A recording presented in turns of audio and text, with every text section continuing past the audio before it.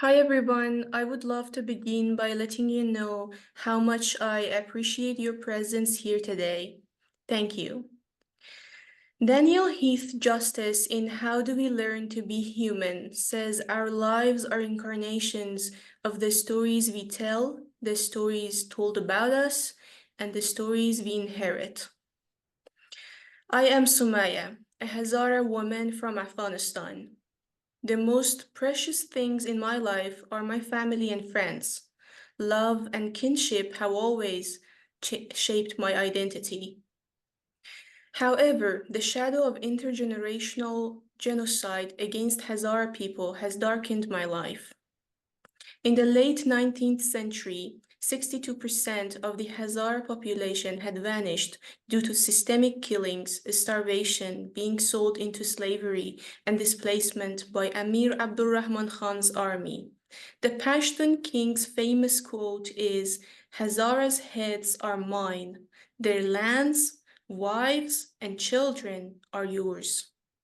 His army went to many Hazara villages and slaughtered many people, making piles and piles of Hazara heads, raping women, kidnapping children, and confiscating lands that never were returned to their true owners. My great-grandfather was forced to leave his homeland in central Afghanistan when he was around 12 years old, and his family were all killed by the Emir's army. Today, I stand before you, having been forced to leave my home by the same people who forced my great-grandfather to leave his more than 100 years ago. This is a genocide. My father was a 15-year-old boy, orphaned with no support, prospects, or protection when he decided to go to school and get educated. He started his first year of university when he was 28 years old. He went on to become the president of a prominent private university in Kabul at the age of 45. He taught philosophy at the school, and he also worked as a journalist with different news platforms, condemning the Taliban and ISIS and other terrorist groups. He advocated for and promoted religious tolerance all his life. He wanted me to inherit a story different from that of genocide. My mother was one of the few midwives in Afghanistan who held a master's degree. She educated and nurtured over 2,000 midwives in her 10 years of academic activities. While her own mother did not know how to read or write, she wanted me to inherit a different story from the one she inherited.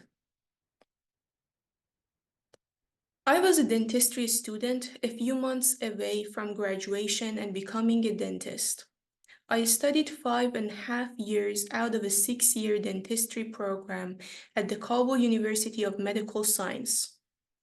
Around 3 years ago, I fled Afghanistan, leaving behind my home, my education, my career, my friends, and relatives.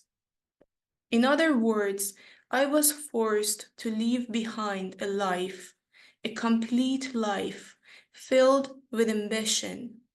And I wish I could tell a different story today. I am going to begin with a familiar story. You might have heard of this one too many times now, but it is never enough until we make a change and create a different story. I thought hard and long to tell a story that you can relate to, that can connect the life of an Afghan woman with your lives.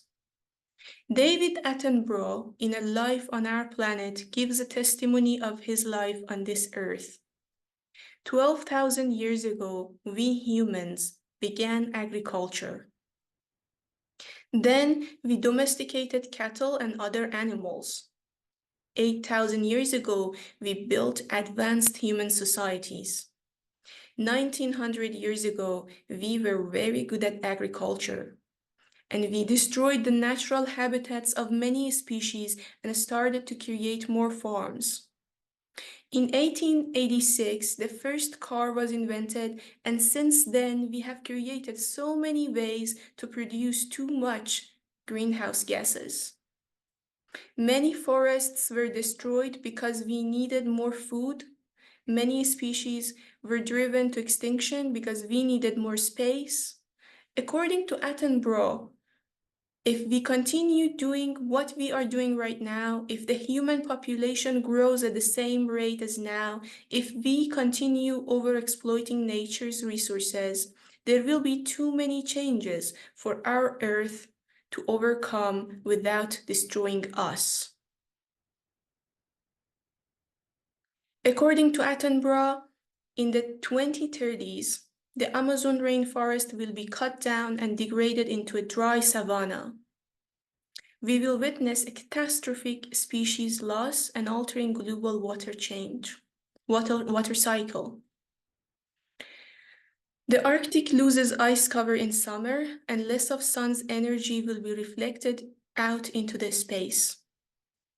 In 2040s, the speed of global warming increases throughout the north, and frozen soils thaw, which releases methane.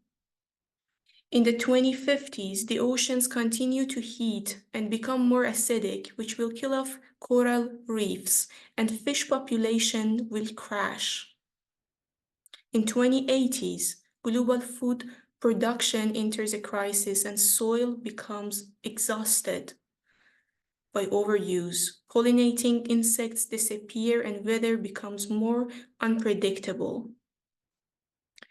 In the 2100s, the planet becomes 4 degrees warmer. Large parts of Earth become uninhabitable and millions of people become homeless. Our planet has a carrying capacity for each species, and there is a carrying capacity for our species, the Homo sapiens.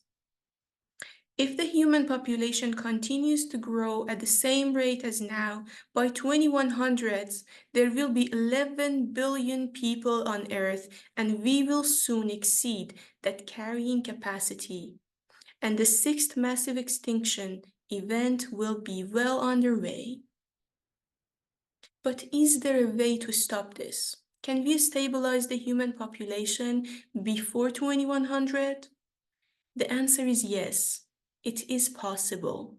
But to succeed, the voices and forces of progress and reason must triumph over the forces of ignorance and division. Studies of Japan shows that reducing poverty, promoting healthcare and education for all, and keeping girls in school for longer will help to achieve sustainable population levels.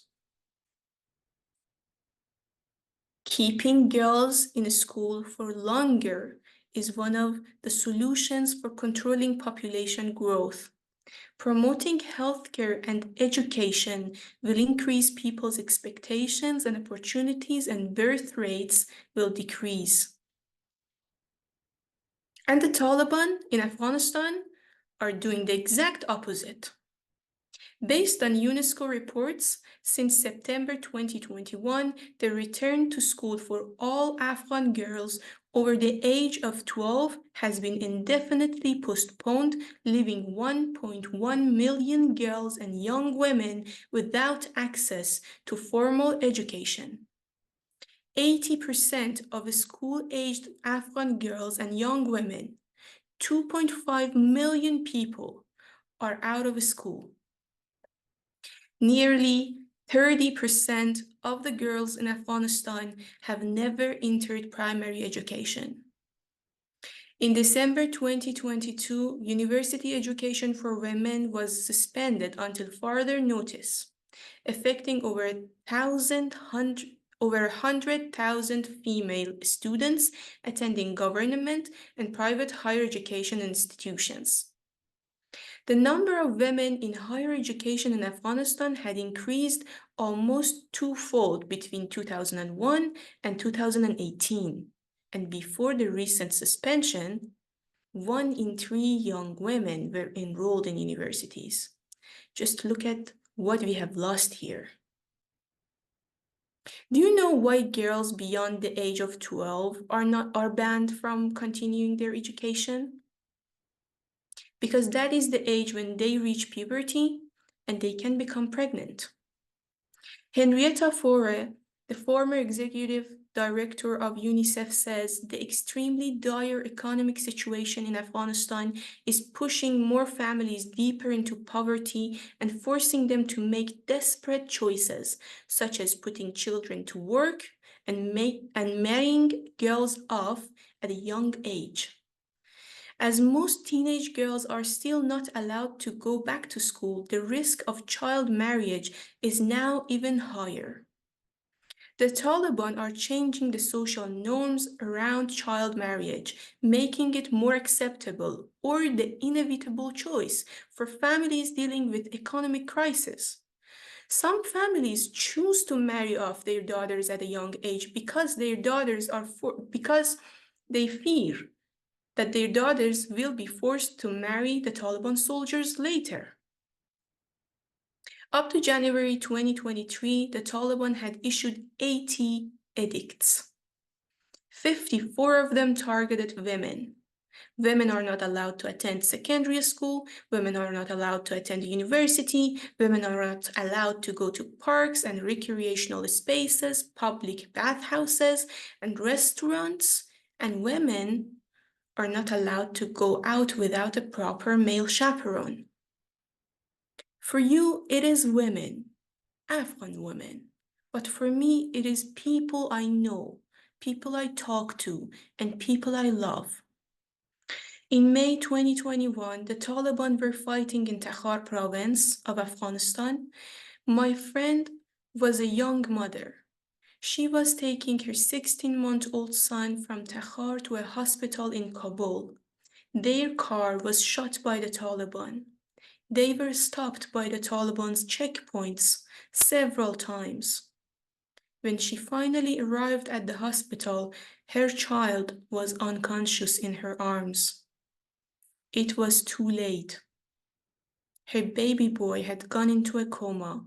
She buried her firstborn child on June 30th, 2021. Later, she was going to visit her son's graveyard and she was stopped by the Taliban. She had to explain why she was outside of her home. She had to prove her relationship to her nephews, who were accompanying her as her male chaperones. The Taliban soldiers slapped her in the face and warned her to not go out anymore because she was a woman and she belonged at home. Now she is in Pakistan hiding from the Taliban, from the Pakistani police, and the world that ignores her.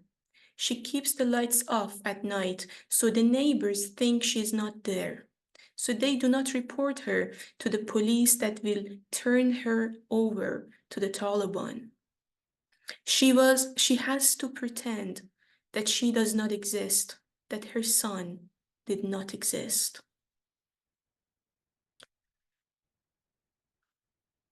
On January 6, 2024, more than 20 people burned alive in a minibus in a terrorist attack in western Kabul, Dashtabarchi, a Hazara populated area. 5 people died. Among them was a young woman, Khadija, a talented graphic designer. 3 years ago, I attended her wedding. 2 months ago, I watched a video of the minibus burning with her inside it. On the night of August 15, 2021, Kabul fell to the Taliban. We, Hazaras, the most persecuted ethnicity in Afghanistan, know our history and knew exactly what to expect from the Taliban. Allow me to go through the recent history. In 1993, the Mujahideen's government commanded their army to attack civilians in Afshar, a Hazara populated neighborhood in Kabul. They started a killing frenzy, beheading, dismembering, raping, setting homes on fire, kidnapping, and cutting people's genitalia. In 1997, months after I was born, the Taliban killed about 70 Hazaras, including children in Ghazalabad village near Mazar Sharif. To demonstrate their hatred towards Hazaras, they decapitated children and gouged their eyes out. In 1998, the Taliban attacked Mazar Sharif based on different reports. 2,000 to 8,000 Hazaras were killed over 3 days.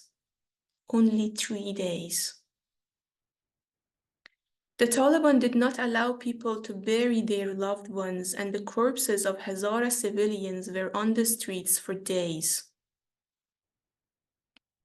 In 1999, the Taliban abducted hundreds of Hazara people, men, women, children, and elderly, and burned about 200 homes in various villages in Bamiyan province.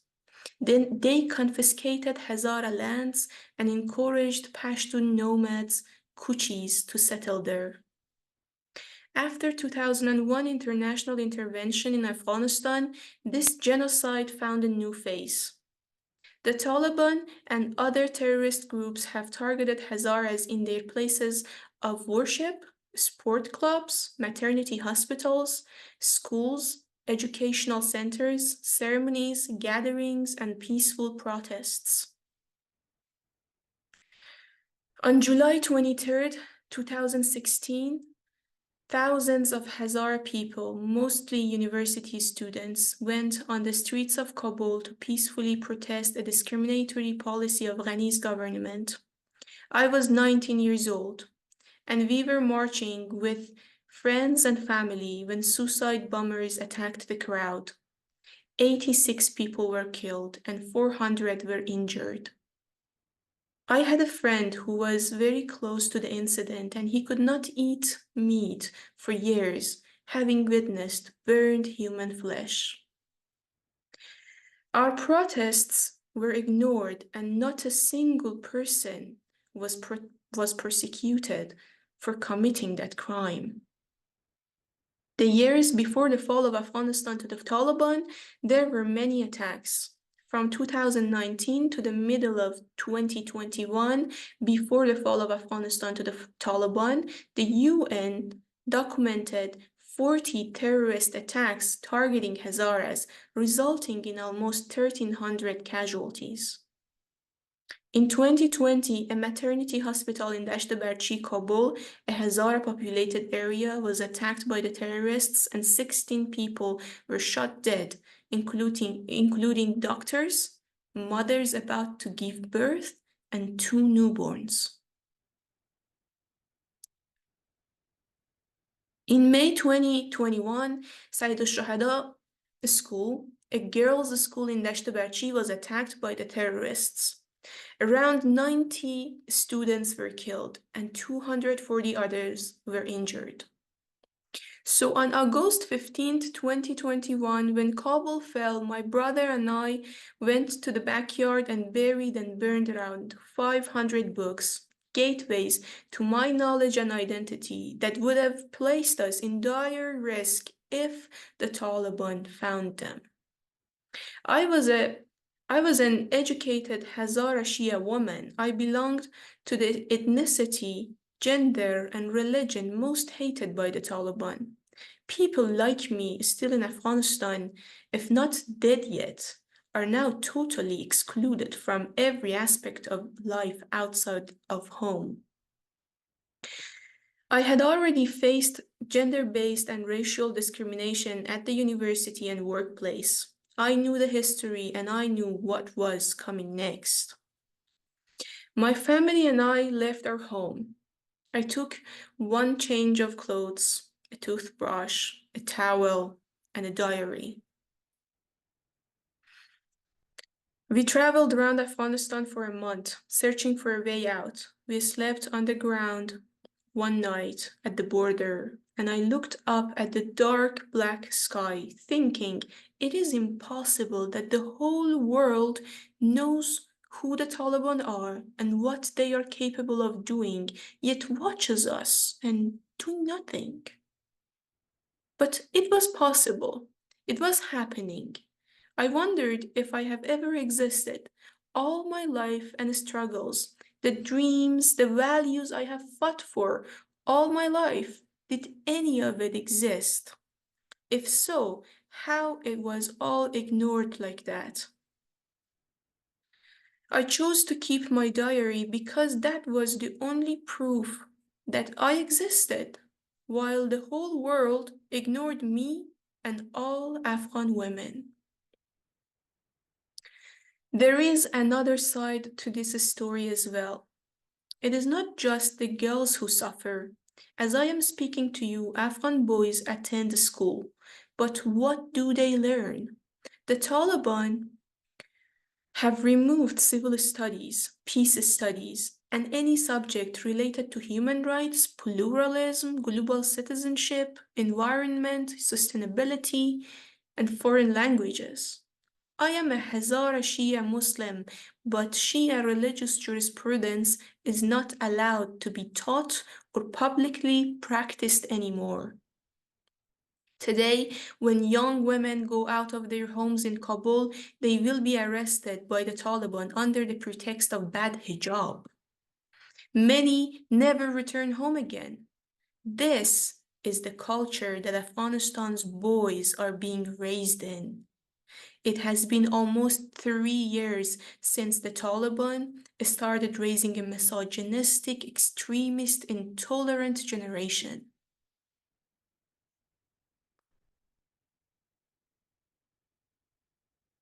When I was a child, I lived in a beautiful city with an extraordinary mosque.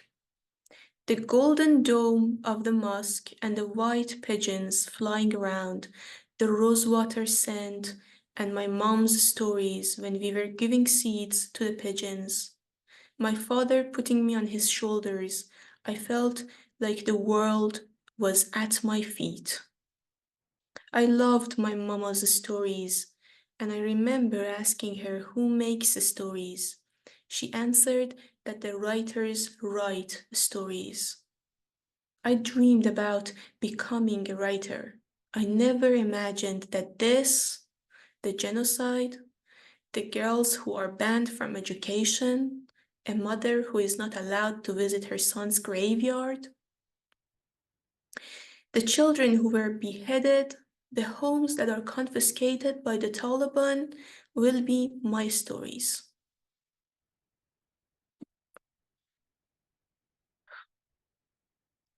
Remember my first story. Education is the key to build a sustainable planet. But the Taliban deny education for people in Afghanistan in different ways. You might think that Afghanistan is a small country far away and does not affect you here. Let me give you some examples of the Taliban's ideology spreading throughout the region. Did you know that the terrorist groups in the region look up to the Taliban as a role model and celebrate what they call the American downfall in Afghanistan? Did you know that some countries like China, Russia, Iran, Qatar, Pakistan, and United Arab Emirates, Turkey, and European Union, and a few others have opened their offices in Kabul? And that some countries in the region like Pakistan, Iran, China, Russia, Qatar, and UAE have officially allowed Taliban representatives and diplomats in their countries. The Taliban's ideology is spreading throughout the region and the world like a cancer. In the eyes of the Taliban, any kind of family planning, birth control, and contraception is against the law of Sharia, but child marriage is totally allowed and encouraged. If dictatorships can be so united in their cause, why can't we become united to preserve our values, our planet, ourselves?